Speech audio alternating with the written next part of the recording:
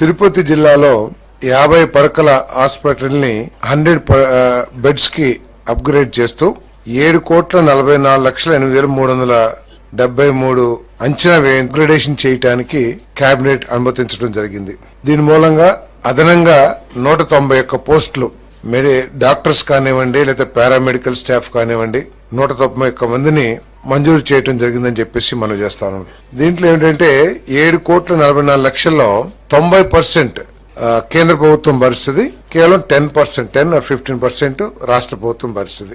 దీని మూలంగా ఏంటంటే మెరుగైన వైద్య సేవలు, వసతులు అన్ని కూడా అక్కడ ప్రజలకి అందుబాటులోకి వస్తాయని చెప్పేసి నేను మనం చేస్తాను. ఎందుకంటే అడిషనల్ గా ఆపరేషన్ థియేటర్స్ ఇవన్నీ కూడా 7:1 నిష్పత్తిలో, ఇందాక ఏదైతే 7,44,00,000 చెప్పానో 7:1 నిష్పత్తిలో, అంటే 6.51 కోట్లు కేంద్ర ప్రభుత్వం అంటే ఈఎస్ఐ కార్పొరేషన్, 93 లక్షలు రాష్ట్ర ప్రభుత్వం